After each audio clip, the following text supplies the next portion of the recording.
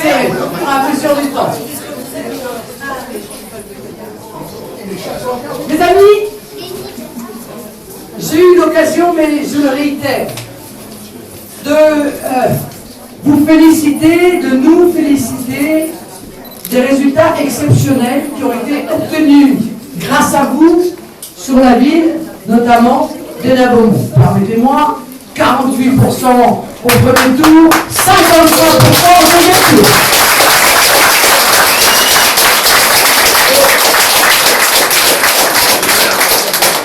Steve s'est caché, mais c'est normal, c'est sa modestie habituelle, parce qu'il est, vous le savez tous, le grand artisan de cette reconquête de la ville d'Hénin-Beaumont. Hénin et Beaumont, puisqu'à Beaumont, je crois que c'était 63% au second tour. Tout ceci, bien entendu, nous permet d'envisager avec sérénité la prise de la ville d'Hénin-Beaumont lors des prochaines municipales qui se dérouleront maintenant dans quelques mois. Et il est urgent de le faire, car cette ville, et chacun a pu s'en rendre compte, va de plus en plus mal. Le nombre des habitants d'Hénin-Beaumont dont le pouvoir d'achat ne cesse de baisser, le nombre d'habitants qui ne voient plus d'avenir sur le plan professionnel, le nombre de jeunes qui envisagent de s'exiler parce que les portes de leur futur sont fermées, ne cesse d'augmenter. Il est largement temps de rendre espoir à la ville d'Hénin-Beaumont. Eh bien, ça va faire partie des chantiers que nous allons mener. Vous savez, les municipales se dérouleront en mars 2014. Il ne s'agit pas d'attendre cette année en disant ah ben, cette année il n'y a pas d'élection et donc on va attendre l'année prochaine parce que l'année prochaine il y en aura. Non, ça n'est pas notre genre. Que ce soit ici à Hénin-Beaumont ou que ce soit ailleurs, nous sommes déjà repartis à la bataille. Nous avons pris des vacances pour certains pour justement être encore plus en forme, pour mener et accélérer les chantiers que nous avons engagés lors de l'élection présidentielle et de l'élection municipale. Mais vous avez un rôle particulier, vous à Hénin-Beaumont. Parce que depuis qu'au milieu des très grandes difficultés qui ont été les nôtres lors du dernier quinquennat, vous avez représenté la flamme de l'espoir lors des municipales et des municipales partielles, eh bien, vous avez une mission supplémentaire, c'est celle de montrer la voie à l'ensemble des Français, de montrer la manière dont, avec votre foi, avec votre conviction, avec votre énergie, avec votre amour de nos compatriotes et de notre pays, eh bien, vous êtes sur le pied de guerre pour continuer un combat essentiel, un combat politique essentiel. Oh, il y a quelques Français qui ont cru en l'élection de François Hollande. Ah oui, mais vous savez, il ne faut pas leur en vouloir. Après tout, certains sont dans une situation très difficile. Et puis François Hollande avait fait aussi un certain nombre de promesses. On attendait le décollage de l'avion et on a assisté à un crash en direct. À peine ce gouvernement était-il constitué que les journaux étaient pleins des bisbilles entre les différents ministres, loin d'avoir à cœur l'intérêt supérieur de notre pays. Ils étaient en train de se disputer les places, les couvertures de journaux, en donnant une nouvelle fois de notre pays une image absolument déplorable. Mais surtout très rapidement, les Français se sont rendus compte que ce président, entre guillemets, normal, n'allait en aucun cas pouvoir avoir la capacité de changer leur vie. La grande bataille contre la grande finance, qui avait été promise, a fait, comme dirait l'autre, pchit. M. Hollande s'est immédiatement soumis à la grande finance internationale. M. Hollande a immédiatement renoncé à la volonté de modifier le traité européen, scandaleusement imposé aux Français une nouvelle fois par la coalition mortifère UMP-PS.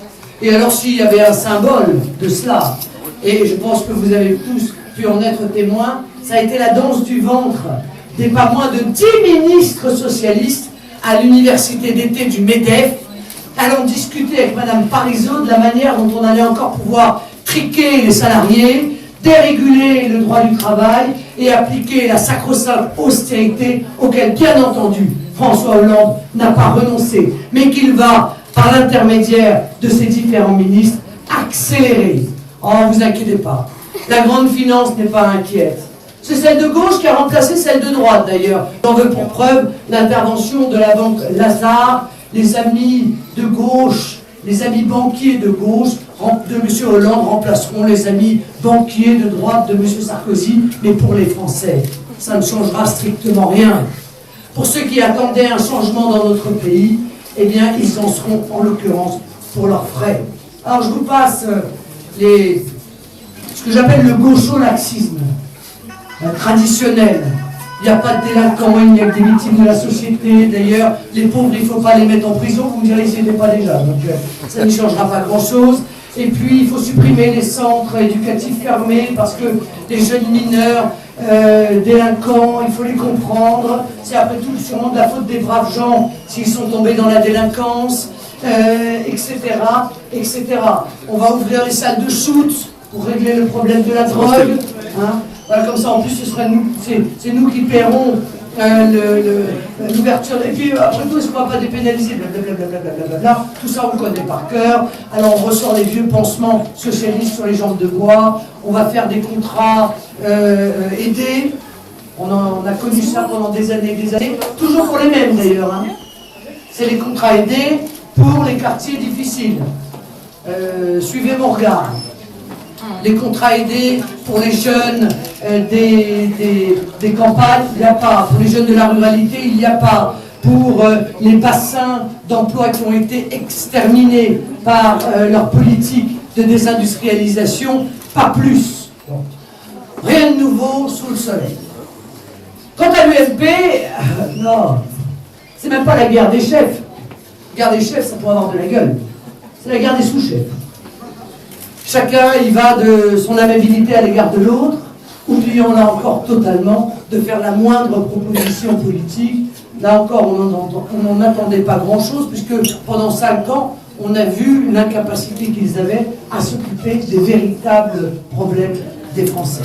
Alors l'immense majorité des invisibles, des oubliés, auxquels nous nous sommes adressés pendant la campagne présidentielle, eh bien cette immense majorité est toujours là. Et aujourd'hui, elle continue à nous rejoindre. Et le mouvement s'accélère. Après une légère baisse de régime traditionnel au mois de juillet, après une des 2 grandes élections, eh bien, je peux vous dire que les adhésions du Front National ont repris une augmentation spectaculaire au mois d'août. Ça, c'est un très bon signe. Ça veut dire que nos compatriotes ne sont pas abattus, comme on veut bien nous le faire croire, mais qu'au contraire, ils sont combatifs. Et c'est avec eux que nous allons bouleverser les mois prochains. Je vous l'ai dit depuis longtemps. Dans quelques années, nous serons au pouvoir et nous appliquerons les idées que nous défendons depuis toujours pour notre pays. Nous appliquerons le protectionnisme intelligent. Nous appliquerons la priorité d'emploi aux Français, la priorité d'accès au logement social, le patriotisme économique qui est pourtant tellement une mesure de bon sens. Nous remettrons un peu d'ordre dans notre pays. Nous y ferons revivre les valeurs qui sont les valeurs de la France et sans quoi il ne peut pas y avoir de vie correcte, agréable en société. Nous ferons renaître ce sentiment d'appartenance à la nation parce que, à nouveau, nous aurons défendu la nation. Voilà les chantiers que nous allons lancer. Pour cela, eh bien, nous avons des obligations. La première obligation, c'est l'implantation locale. Il faut accélérer notre implantation locale, je l'ai dit bien souvent, et Hénin-Beaumont doit être un exemple pour l'ensemble de la France. Eh bien, Steve a commencé un travail remarquable qu'il va accélérer, qui consiste à exporter ce modèle d'Hénin-Beaumont dans l'ensemble de notre pays pour que nous soyons partout, que pas un seul Français ne puisse pas nous contacter, ne puisse pas discuter avec nous, que nous ne nous privions de convaincre aucun Français. Et puis nous allons multiplier l'ouverture à la société civile.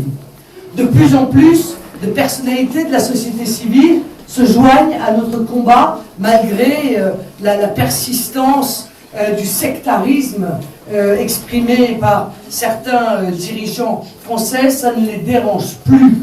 Nous allons être partout nous allons nous inviter dans tous les débats. Et puis, nous allons continuer à poser aux dirigeants français les vraies questions. Vous savez, tout ce qui se passe actuellement n'a qu'un seul but, c'est de détourner votre attention des problèmes essentiels qui sont ceux des Français. Oh, bien sûr, M. Arnaud défend son patrimoine en tentant d'obtenir la nationalité belge. J'ai eu l'occasion de dire que ce n'était pas très facile d'expliquer aux immigrés qu'il ne fallait pas qu'ils demandent la nationalité française au motif des différentes aides sociales qu'ils pouvaient obtenir. Mais enfin, si M. Arnaud fait la même chose et demande la nationalité belge pour pouvoir préserver sa fortune et son patrimoine, c'est sûr que ce n'est pas le meilleur exemple que l'on puisse donner. Mais on n'attend plus rien de cette élite. Nous n'attendons plus rien de cette caste qui, depuis des décennies maintenant, a toujours œuvré pour défendre ses intérêts sur le dos des intérêts du peuple français. Oh, quelques mesurettes, vous avez vu, on va baisser de quelques centimes pendant quelques semaines l'essence. Mais en attendant, on prévoit 10 à 15 milliards d'alourdissements de l'imposition qui tomberont toujours sur les mêmes, c'est-à-dire sur les classes modestes et sur les classes moyennes, pendant que les autres arriveront toujours à s'en sortir.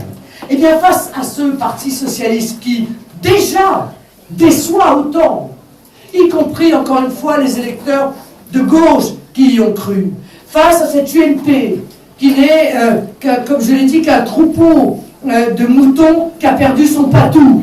Alors, c'est quasiment religieux, c'est la politique de la nostalgie. Nicolas, es-tu là?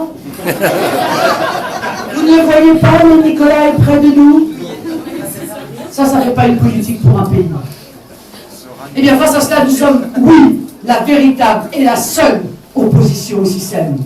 Face à cela,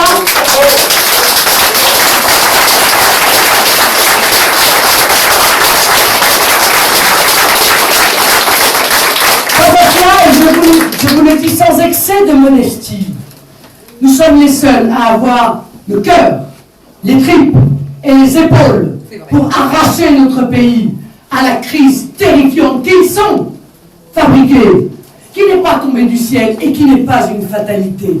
Et d'ailleurs, rien de ce qui vous arrive, de ce qui nous arrive ici en France n'est une fatalité. Tout peut changer pour peu que l'on choisisse des hommes et des femmes, non seulement de bonne volonté, non seulement courageux, mais qui ont à cœur de défendre le peuple français plutôt que de l'accabler.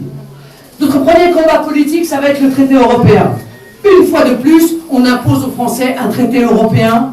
Une fois de plus, on ne lui demande pas son avis. Vous me direz, quand on lui a demandé son avis en 2005, on s'est immédiatement empressé de violer son avis. Évidemment, nous réclamerons un référendum. Ils n'accéderont pas à cette demande pour une raison simple. C'est qu'exactement comme pour la Constitution européenne, si 95% des députés, des sénateurs sont pour ce traité européen, je suis convaincu qu'une grande majorité de Français sont contre. Eh bien, cette immense majorité, ça va être encore à nous de la représenter pour pouvoir conserver notre liberté de peuple, notre souveraineté et surtout s'opposer à la cure d'austérité terrible qu'ils sont en train de fabriquer dans les bureaux des ministères. Car nous n'en sommes qu'au début, mes chers amis. Ceux qui pensent que les promesses de nos dirigeants qui expriment que la crise est derrière nous, ceux-là sont naïfs et se trompent, car la crise terrible est devant nous. La crise de l'austérité, la crise de l'emploi, la crise de la perte de notre substance même de peuple français. Nous ne les laisserons pas faire.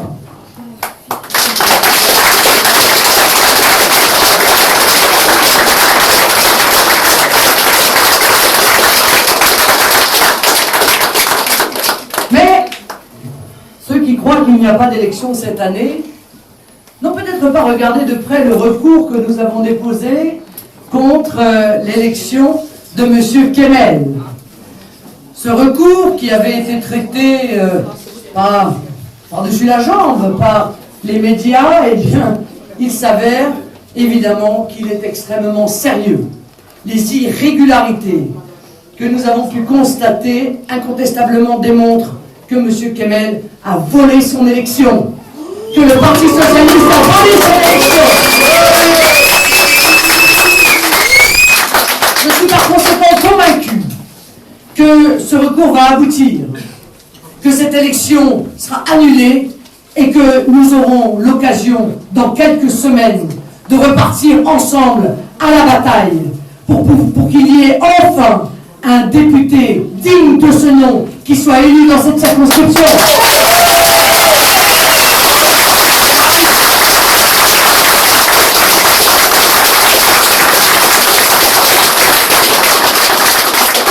La classe politique qui a l'habitude de se congratuler considère que, bon, le Front National et Marine Le Pen ont fait, c'est vrai, le plus gros score historique des patriotes de son histoire et devraient s'en contenter. Eh bien, nous allons leur expliquer que pour nous, c'est 18% à la présidentielle, c'est 2 députés à l'Assemblée, c'est millions de Français qui croient en nous et qui ont confiance en nous. Ça n'est pas une fin, ça n'est qu'un début, ça n'est qu'un commencement.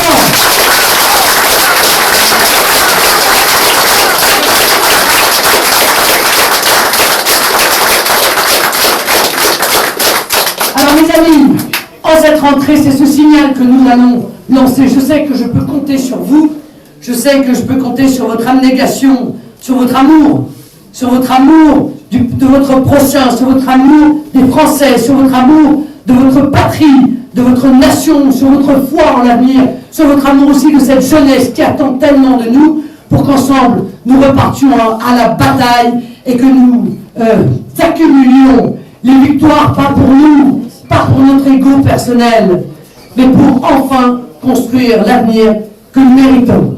Merci beaucoup.